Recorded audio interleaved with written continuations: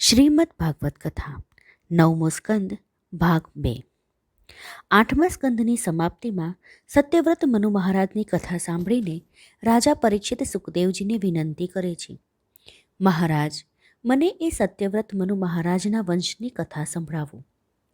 સુખદેવજી કહે છે, રાજન, મહારાજ સત્યવ્રત વૈવસ્વ મનુ નામે પ્રસિદ્ધ થયા છે. તેઓ સૂર્યવંશના આદિ પુરુષ ગણાય છે. તેમની પત્નીનું નામ શ્રદ્ધા. તેનાથી તેમને 10 પુત્ર થયા. તેમાં મુખ્ય છે ઈશ્વાકુ, શર્યાતિ, દિષ્ટ, નભગ અને કવિ. હવે સુખદેવજી પરીક્ષિતને અનુકથાઓ એટલે કે ઈશના ભક્તોની કથાઓ કહીને સંભળાવે છે. સુખદેવજી કહે છે, દિષ્ટના વંશમાં મરુત નામે ચક્રવર્તી રાજા થયો. મરુતના ગુરુ બૃહસ્પતિ હતા. બૃહસ્પતિ દેવોના અધિષ્ઠાતા ઇન્દ્રના પણ ગુરુ બન્યા. રાજા મરુતને યજ્ઞ કરવાની ઈચ્છા થઈ. તેમણે બૃહસ્પતિને આમંત્રણ આપ્યું, પરંતુ દેવોના ગુરુપદે બિરાજતા બૃહસ્પતિએ આવવાની ના પાડી. હવે શું થાય? મરુત નારદજીને મળ્યા. તેમણે નારદજીની સલાહ માંગી. નારદે કહ્યું, ગુરુના ભાઈ પણ ગુરુ સમાન જ ગણાય. બૃહસ્પતિના નાના ભાઈ સંવર્તને બોલાવો અને યજ્ઞ કરાવો. નારદજીએ સંવર્તનો પત્તો આપ્યો અને કહ્યું કે સંવર્ત યોગી છે. સંસારના સ્ત્રી પુરુષોનો સંગ તેમના માટે વ્યર્થ છે. તેથી તેઓ 24 કલાકમાં માત્ર એક જ વખત કાશીમાં આવી કાશી વિશ્વનાથના દર્શન કરી અને ચાલ્યા જાય છે. પરંતુ તેઓ દર્શન કરવા આવે ત્યારે માર્ગમાં જો કોઈ શબના દર્શન થાય તો તે શિવરૂપ માની તેને વંદન કરી તેઓ પાછા ચાલ્યા જાય છે. તેમને શોધવા માટે નારદજીએ રાજા મરુતને એક યુક્તિ બતાવી. રાજા મરુત કાશી જવાના માર્ગમાં રાત્રિના સમયે એક શબ લઈને બેઠા છે. પાગલ જેવો એક માણસ આવ્યો, શબને વંદન કર્યું અને પાછો વળ્યો. મરુતને ખાતરી થઈ ગઈ કે આ સંવર્ત યોગી જ છે. તેમણે સંવર્તના ચરણમાં પડી ગયા. સંવર્તે કહ્યું, હું તો અજ્ઞાની જીવ છું, મારા પગ છોડ, મને જવા દે. રાજાએ કહ્યું, આપ સંવર્ત યોગી છો, મારા ગુરુના અનુજ છો. બૃહસ્પતિ દેવોના ગુરુ થયા, તેથી મારે ઘરે યજ્ઞ કરવા આવતા નથી. મારે યજ્ઞ કરવો છે. આપના સિવાય કોઈ તે કરાવી શકે તેમ નથી. માટે આપ પધારો અને યજ્ઞ કરાવો.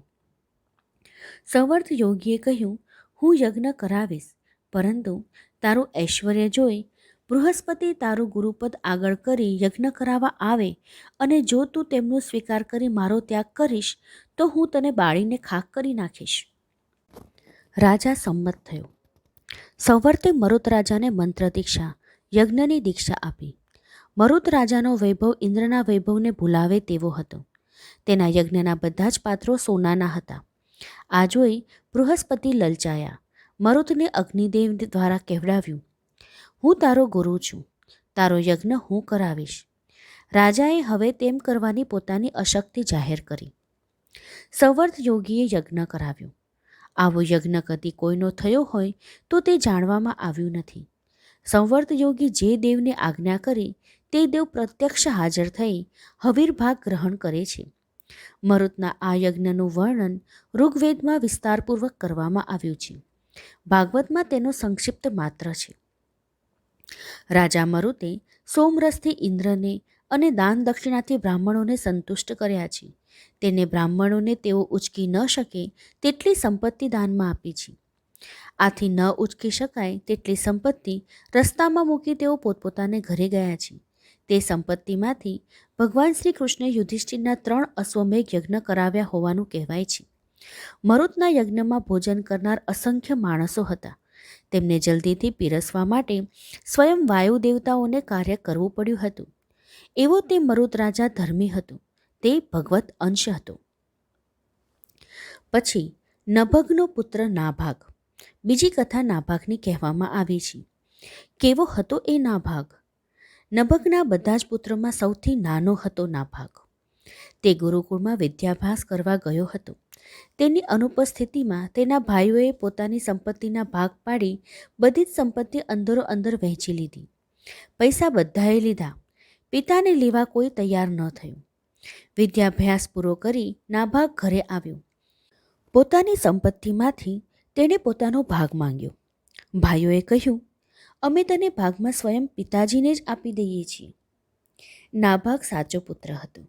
પોતાના ભાગમાં આવેલા છે તેમ માનીને નહીં, પરંતુ પોતાના ભાગ્યમાં આવેલા છે તેવા સમજીને તેણે પિતાને સ્વીકારી લીધા અને પૂરા પ્રેમથી તે તેમની સેવા કરવા લાગ્યો. ના એટલે પુરુષ અથવા પિતા. આથી જેના ભાગમાં પિતા આવ્યા છે તે નાભાગ. નાભાગ પિતાને સ્વીકારે છે, પ્રેમથી તેમની સેવા કરે છે. પિતા સંપત્તિ રહિત હતા, પરંતુ સદ્ધર્મના જ્ઞાતા હતા. સદ્ધર્મની પાછળ સમૃદ્ધિ દોડે છે. તેથી પિતાને ભાગ્યમાં સ્વીકારી પુત્રનું ભાગ્ય પણ ચમકી ઉઠ્યું. તેને ઘણી જ સમૃદ્ધિ મળી. પિતા સદ્ધર્મી વિદ્વાન હતા. તેમણે નાભાગને કહ્યું, આંગિરસ નામના બ્રાહ્મણો યજ્ઞ કરી રહ્યા છે. તું તેમના યજ્ઞમાં જા. 6ઠ્ઠા દિવસે બોલવાના વૈશ્વદેવના આ 2 સૂત્ર તું બોલજે. પિતાએ પુત્રને તે 2 સૂત્રો શીખવ્યા. પુત્રએ પિતાની આજ્ઞા પ્રમાણે કર્યું. બ્રાહ્મણો પ્રસન્ન થયા. તેમણે યજ્ઞમાં વધેલું બધું જ ધન નાભાગને આપ્યું. દ્રવ્ય લઈને નાભાગ ઘરે જતો હતો. રસ્તામાં રુદ્ર મળ્યા. રુદ્રએ કહ્યું, નાભાગ, બ્રાહ્મણે ભલે આ દ્રવ્ય તને આપ્યું હોય, પરંતુ તેના ઉપર મારો અધિકાર છે. તને ખબર ન હોય તો જા તારા પિતાને પૂછી આવ. નાભાગે જઈ પિતાને પૂછ્યું. ધર્મનિષ્ઠ પિતાએ કહ્યું, યજ્ઞમાં વધેલા દ્રવ્ય ઉપર રુદ્રનો અધિકાર છે. એ દ્રવ્ય તું રુદ્રદેવને આપી દે. નાભાગ પાછો આવ્યો. રુદ્રદેવને પ્રણામ કરી તેમની ક્ષમા માંગી. બધું જ દ્રવ્ય તેમના ચરણોમાં ધરી દીધું. તેના સત્ય અને સનિષ્ઠાથી પ્રસન્ન થયેલા રુદ્રએ તેને બધું જ દ્રવ્ય પાછું આપી દીધું. ઉપરાંત તેની યોગ્યતા વિચારીને તેને બ્રહ્મજ્ઞાન પણ આપ્યું. આવા હતા પિતૃભક્ત, સત્યનિષ્ઠ અને બ્રહ્મજ્ઞાની નાભાગ. અને તેમના પુત્ર હતા પ્રભુના પરમ ભક્ત મહાભાગવત મહારાજ અંબરીશ. મહારાજ અંબરીશ ભગવત ભાવથી ભગવત રૂપ બની ગયા હતા. તેમની કથા આપણે આવનારા ભાગમાં સાંભળીશું. જો આપને આ કથા સાંભળવામાં રસ પડતો હોય તો મારી ચેનલને લાઈક, સબસ્ક્રાઈબ અને શેર અચૂકથી કરશો. જય શ્રી કૃષ્ણ.